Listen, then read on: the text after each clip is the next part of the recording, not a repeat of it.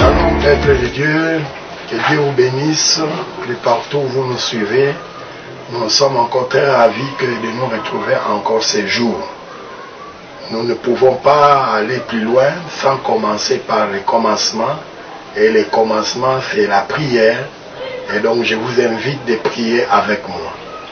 Tendre Père, nous voulons te dire grand merci.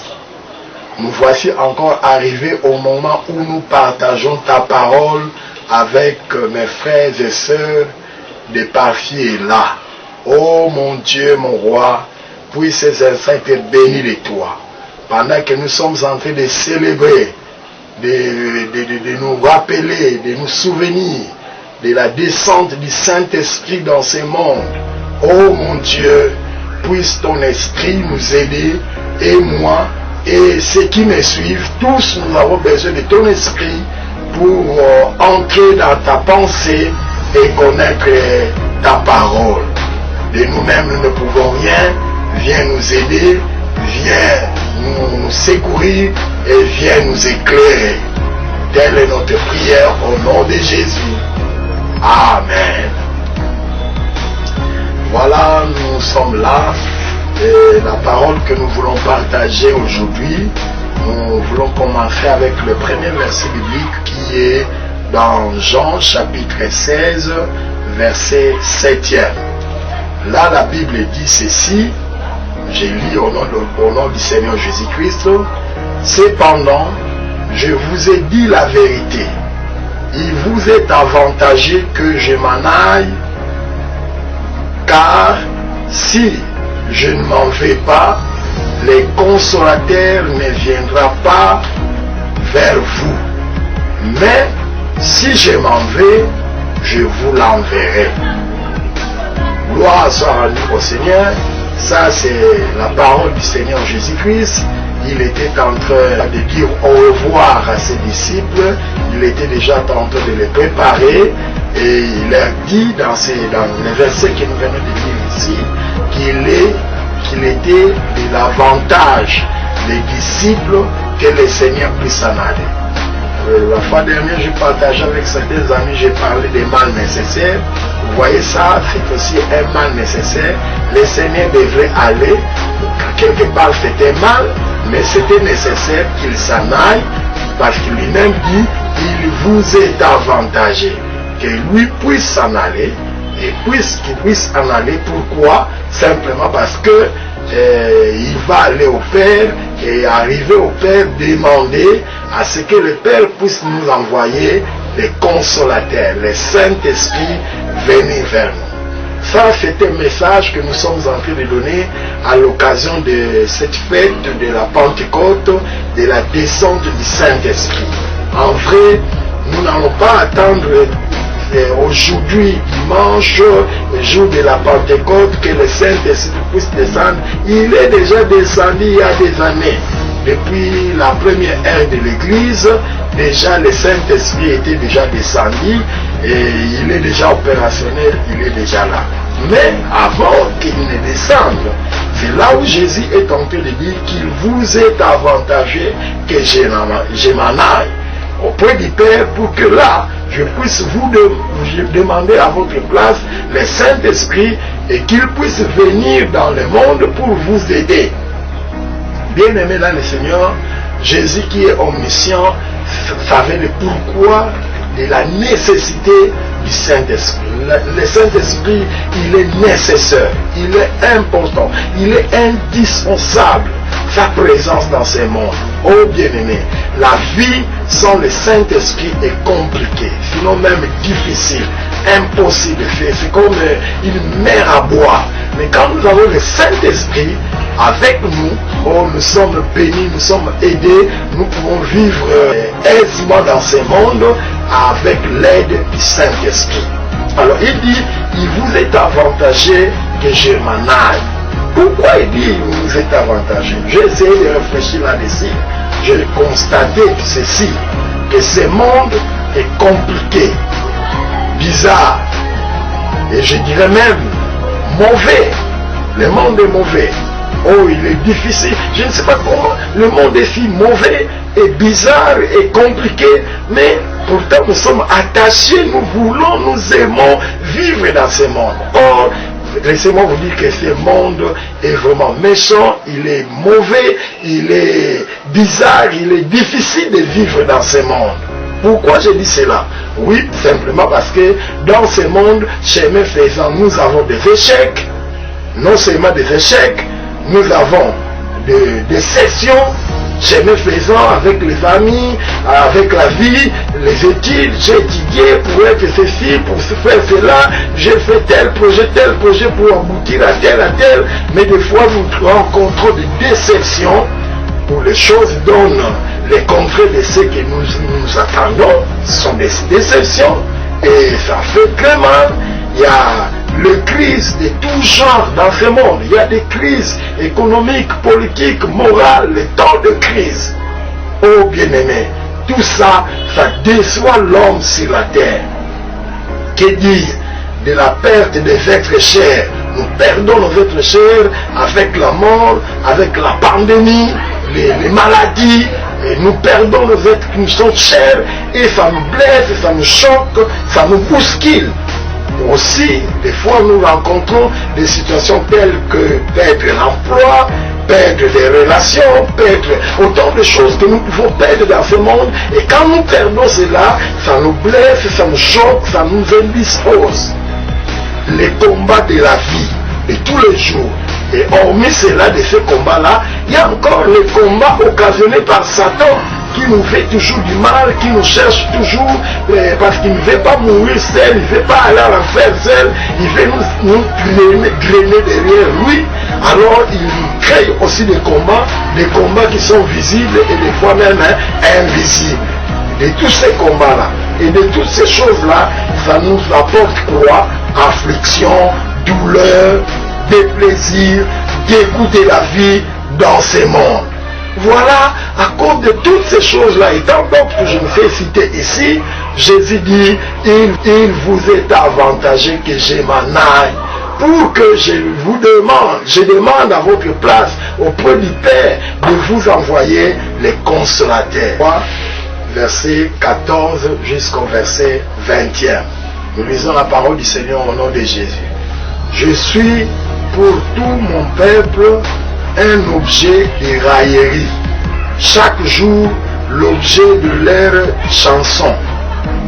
Il m'a rassasié d'amertume, il m'a enivré d'absinthe, il a brisé mes dents avec des cailloux, il m'a couvert de cendres, qui m'a enlevé la paix. Je ne connais plus de bonheur et je dis ma force est perdue.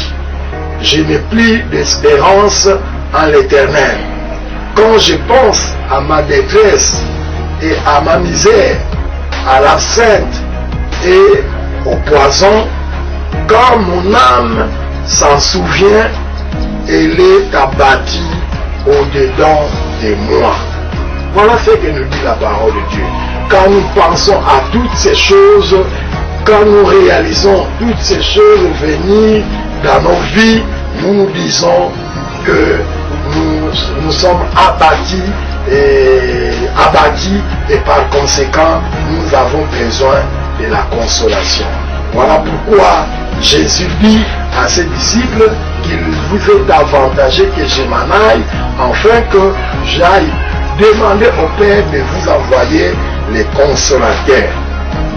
Alors si nous lisons maintenant dans Jean 16, verset 13, il dit, quand le consolateur sera venu, l'Esprit de vérité, il vous conduira dans toute la vérité, car il ne parlera pas de lui-même, mais il dira tout ce qu'il aura entendu et il vous annoncera les choses à venir. Quand le consolateur sera venu, oh j'aime le Saint-Esprit, d'autant plus qu'il est le consolateur, donc c'est celui qui donne la bonne consolation. Or dans ce monde nous avons nous rencontrons des problèmes, des difficultés, des choses au point que nous avons besoin de la consolation. Or, qui peut consoler convenablement, sinon que c'est lui qu'on appelle les consolateurs. Le Saint-Esprit est le consolateur. Les consolateurs qui amènent une bonne consolation. Voilà, il nous amène la consolation, il nous console. Les amis peuvent vous consoler, ils vont vous laisser. L'alcool peut vous consoler par moment, mais le problème n'est pas résolu. Toutes les autres choses que j'ai citées précédemment, ça peut vous apporter une certaine consolation, mais une consolation que j'appelle ici éphémère.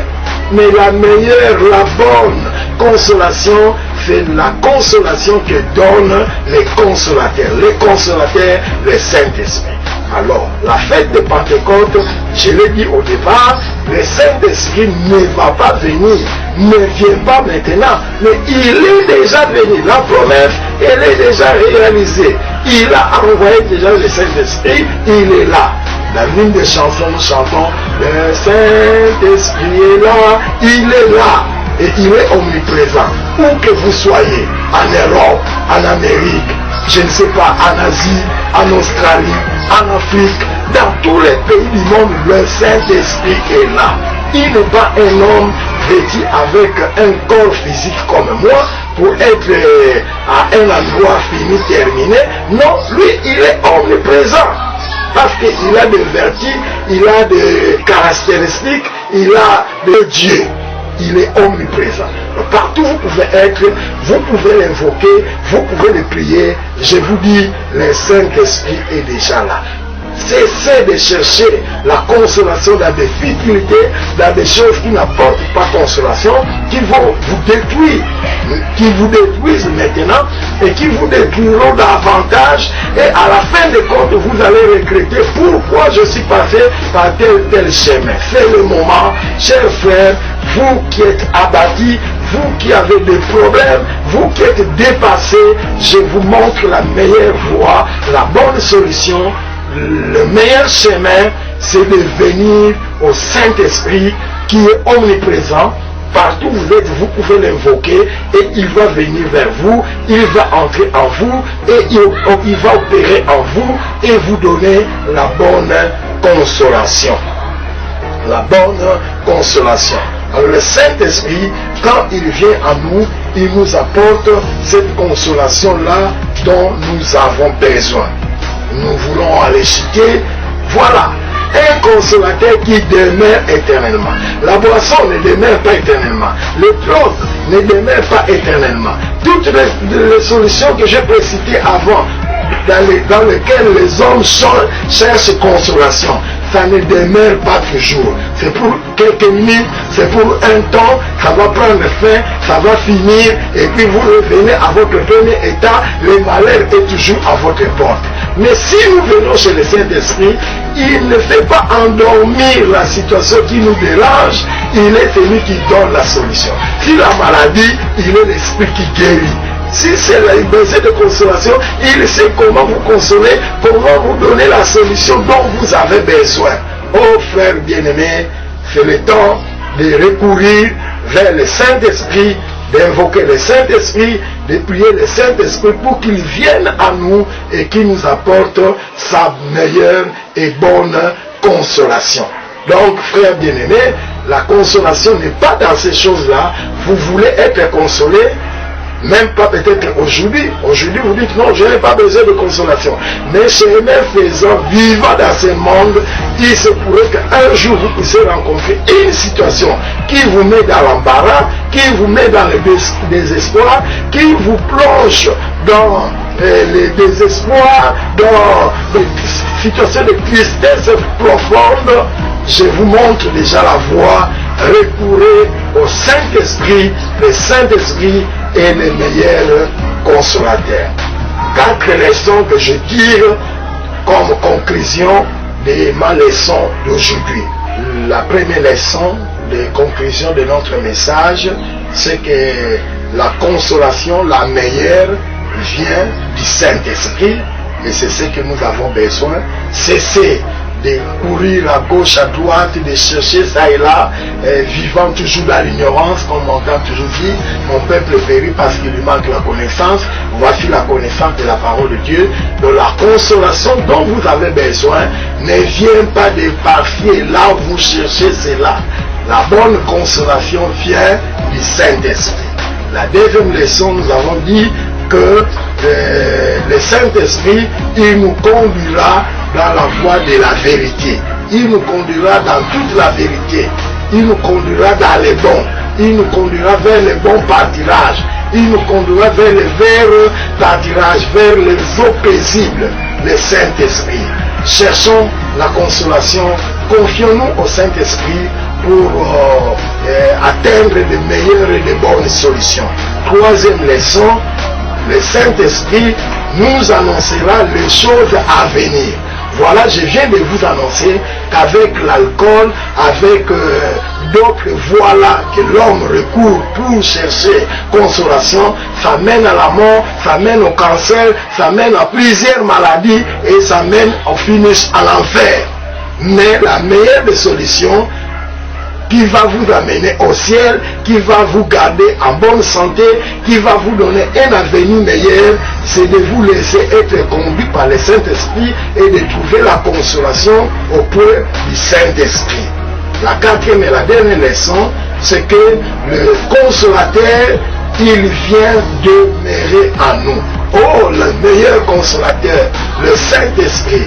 Lui, il ne vient pas nous consoler un moment et puis nous abandonne, mais le Saint-Esprit, lui, il vient pour nous consoler, il devient notre meilleur ami, il vient demeurer en nous, et quand il demeure en nous, il demeure en nous éternellement.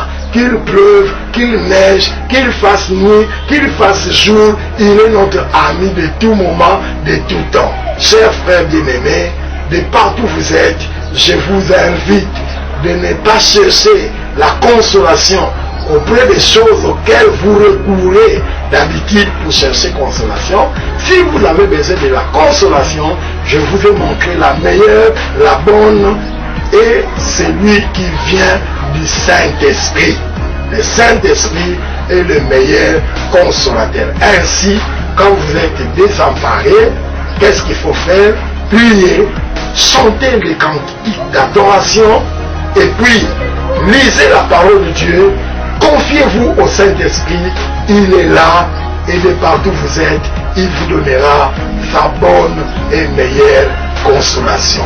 Ma prière, de partout où vous êtes, je sais, si pas aujourd'hui, si pas demain, mais vous ne pouvez pas vivre dans ce monde sans chercher la consolation. Vous aurez toujours besoin de la consolation. C'est maintenant le temps de nouer des amitiés avec le Saint-Esprit, qu'il vienne demeurer en vous, comme ça, à tout moment, quand vous aurez besoin de la consolation, le Saint-Esprit vous accordera sa bonne et meilleure consolation. Que Dieu vous bénisse de partout.